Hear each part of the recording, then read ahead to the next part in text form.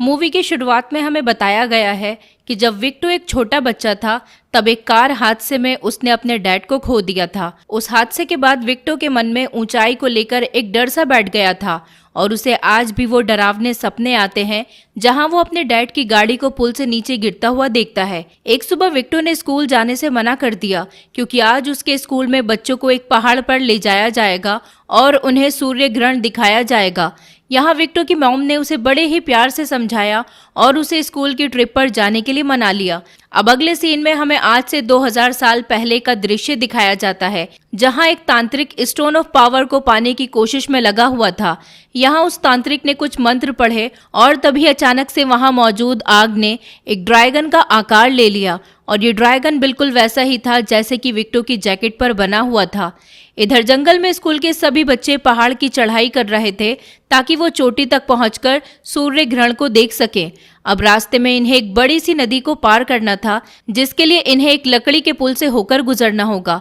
अब बाकी बच्चों ने तो इस पुल को आसानी से पार कर लिया, लेकिन जब विक्टो की बारी आई तो उस बेचारे के पैर वहीं जम गए। उसने आगे बढ़ने की काफी कोशिश की लेकिन ऊंचाई का डर उसके दिमाग में घर कर चुका था। अब इससे पहले कि विक्टो पानी में गिरता उसके दोस्त टॉम ने समय रहते उसे पीछे खींच लिया। अब ये नज़ारा देखकर विक्टो के क्लासमेट जोर जोर से हंसने लगे और उसके डर का मजाक उड़ाने लगे, जिसके चलते विक्टो को काफी बेइज्जती महसूस हुई और वो फौरन वहां से भाग गया।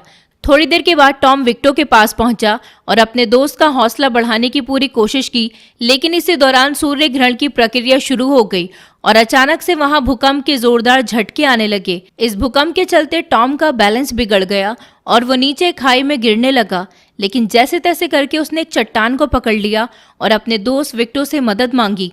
यहाँ विक्टो उसकी मदद तो करना चाहता था लेकिन डर के मारे वो हिल तक नहीं पा रहा था। अभी वो कुछ सोच पाता कि तभी अचानक से चट्टान में एक पोर्टल खुल गया और उसने विक्टो को अपने अंदर खींच लिया। जब विक्टो को होश आया तो वो अभी भी उस पहाड़ी की चोटी पर था, लेकिन उसके आसपास का समय पूरी तरह से बदल चुका था।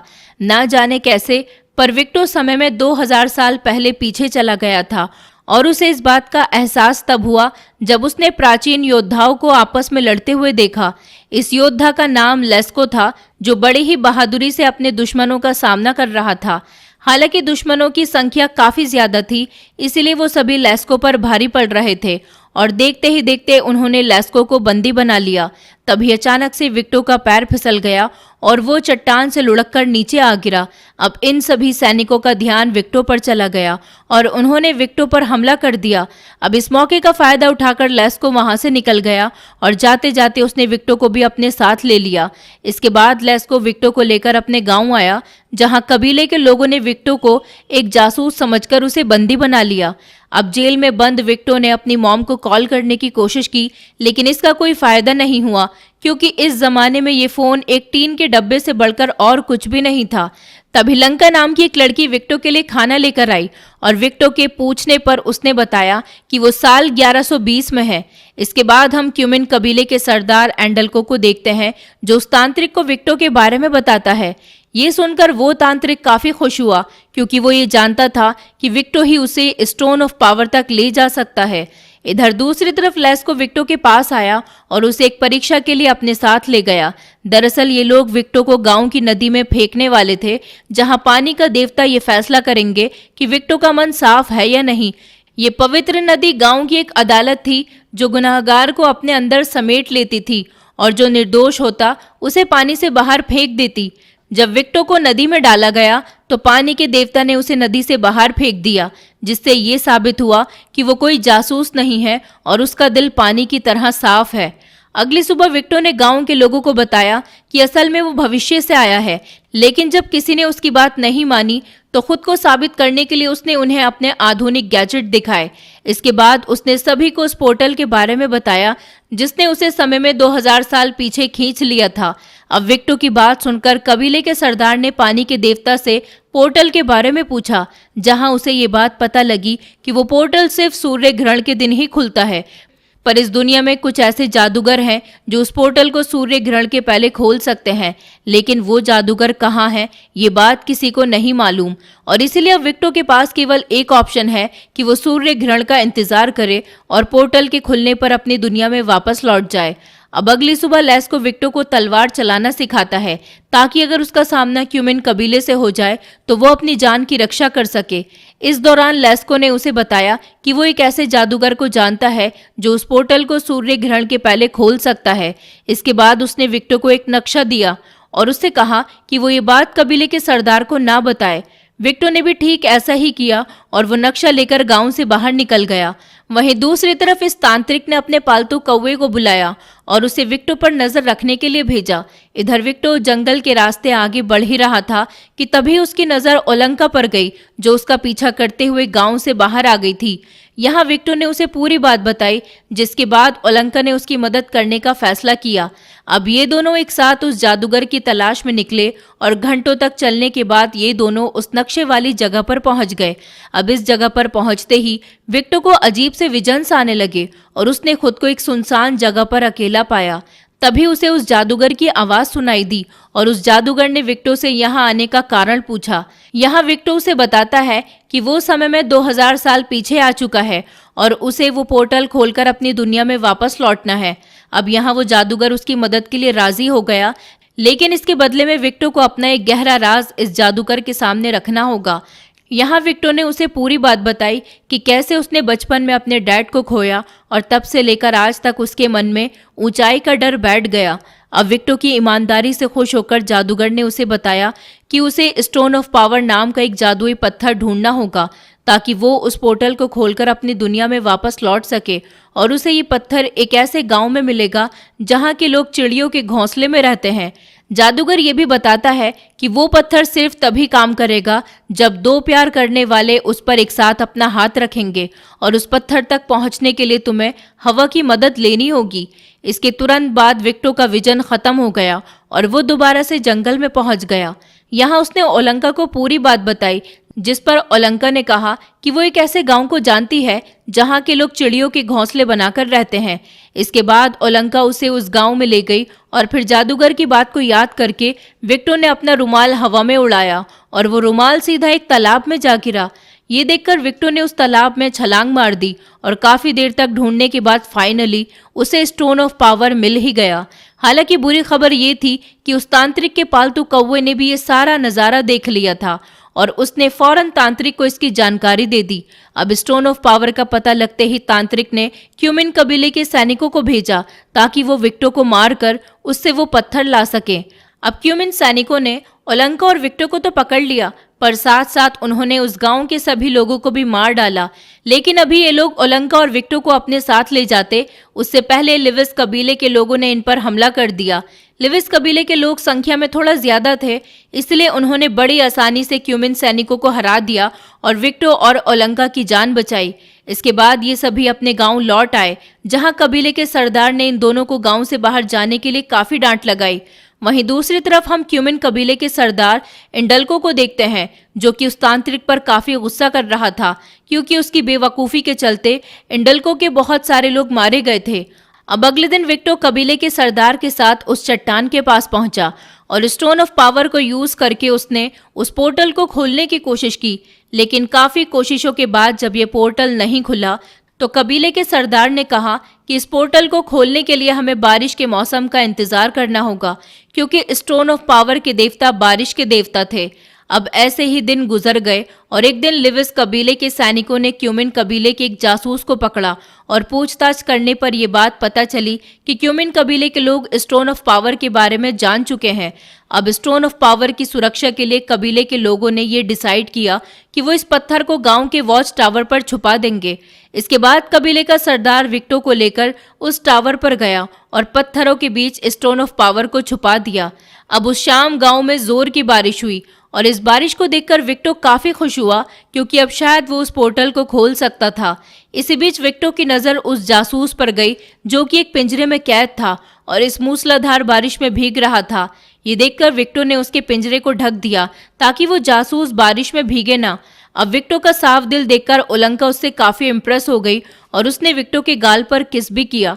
अब उस रात गांव के टावर पर एक जोरदार बिजली गिरी, जिसके चलते कुछ पत्थर टूटकर उस जासूस के पिंजरे के पास गिरे और इन पत्थरों के बीच वो स्टोन ऑफ पावर भी मौजूद था। अब उन पत्थरों के इस्तेमाल से इस जासूस ने उस पिंजरे को खोल दिया और अंधेरे का फायदा उठाकर वहां से भाग निकला। इसके बाद वो अपने कबीले में पहुंचा और अपने सरदार इंडल्को से मिला। हालांकि इंडल्को उसके आने से खुश नहीं था, लेकिन जब तांत्रिक ने उसे बताया कि ये जासूस स्टोन ऑफ पावर को चुरा कर लाया है, तो इंडल्को ने खुश होकर उसकी सारी गलतियां माफ कर दी। हालांकि तांत्रिक को ये जादुई पत्थर तो मिल चुका था, लेकिन इसकी शक्तियों को अनलॉक करने के लिए उन्हें विक्टो की जरूरत थी। अब अगले दिन लिविस कबीले के लोगों को ये बात पता चली थी कि वो जासूस स्टोन ऑफ पावर को चुराकर यहाँ से भाग चुका है। यहाँ कबीले का सरदार कहता है कि हमें किसी भी कीमत पर उस पत्थर को वापस लाना होगा, क्योंकि अगर हमने ऐसा नहीं किया तो इंडल्को उस पत्थर का इस्तेमाल करके हमारे पूरे गांव पर कब्जा कर लेगा। अब ये लोग क्यूमिन कबीले पर सीधा हमला तो नहीं कर सकते थे, इसलिए कबीले के सरदार ने विक्टो के साथ मिलकर एक छोटा सा ग्लाइडर बनाया और अगले दिन क्यूमिन्स पर हमला करने का फैसला किया। अब उस शाम जब कबीले का सरदार ओलंका के साथ झरने पर पानी भर रहा था, तभी क्यूमिन सैनिकों ने उन पर हमला कर दिया और ओलंका को अगवा करके ले जाने लगे। यहाँ सरदार ने उसे बचाने की काफी कोशिश की, लेकिन इस दौरान वो बहुत ही बुरी तरह से जख्मी हो गया।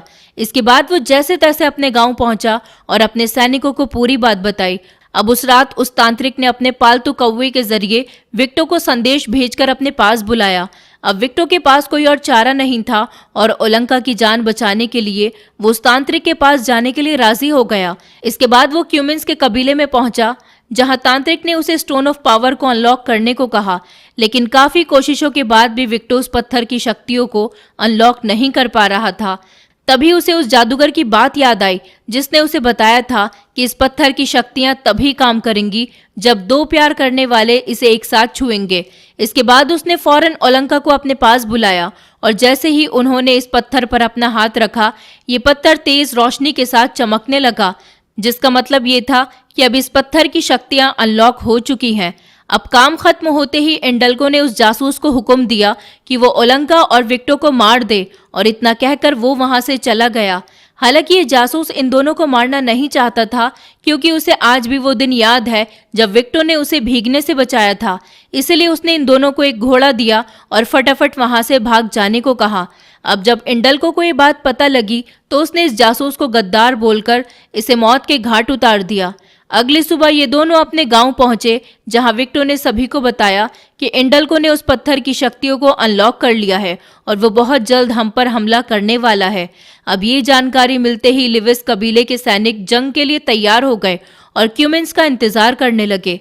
हालांकि वो इस बात से अनजान थे कि इस बार उनका सामना एक बड़े से मॉन्स्टर से होने वाला है, जिसे उस तांत्रिक ने स्टोन ऑफ पावर की मदद से जिंदा किया था। अब जब लिविस के लोगों ने इस मॉन्स्टर को देखा तो उनके पैरों तले से जमीन खिसक गई। ये मॉन्स्टर हद से ज्यादा बड़ा था और वो तांत्रिक इसे एक छड़ी की मदद से कंट्रोल कर रहा था। अब ये देखकर लेस्को के दिमाग में ख्याल आया और वो उस मॉन्स्टर के हमलों से बचते हुए उसे गांव की पवित्र नदी तक ले गया। इसके बाद उसने बड़ी ही चालाकी से उस मॉन्स्टर को पानी में गिरा दिया, जिसके बाद पानी के देवता ने इस बड़े से मॉन्स्टर को अपने अंदर जकड़ लिया। तभी अचानक से वहां सूर्य ग्रहण का समय हो गया और ये देखकर विक्टो फौरन पोर्टल की तरफ भागा। इधर क्यूमिन आर्मी ने पूरी ताकत से लिविस के लोगों पर हमला कर दिया, लेकिन गांव के लोगों ने एक साथ मिलकर क्यूमिन आर्मी के छक्के छुड़ा दिए। अब अपनी हार को सामने देख इंडल्को ने वापस लौटने का फैसला किया, पर तभी ना जाने कैसे तांत्रिक ने उस मॉन्स्टर को नदी से बाहर निकाल लिया। अब मॉन्स्टर को जिंदा देखकर विक्टो ने वहीं रुककर गांव के लोगों की मदद करने का फैसला किया। इसके बाद वो इस टावर के ऊपर गया और अपने बनाए गए ग्लाइडर की मदद से एक उड़ान भरी। वो उड़ता हुआ उस चट्टान तक पहुंचा जहां से वो तांत्रिक उस मॉन्स्टर को कंट्रोल कर रहा था। यहाँ उसने तांत्रिक को चट्टान से नीचे धकेल दिया और स्टोन ऑफ पावर को अपने हाथ में ले लिया, लेकिन तभी वहां इंडल्को आ गया और विक्टो से वो पत्थर मांगा, लेकिन उसे वो पत्थर ना देकर विक्टो ने उसे गांव की नदी में फेंक दिया और ऐसा करते ही वो मॉन्स्टर तबाह हो गया।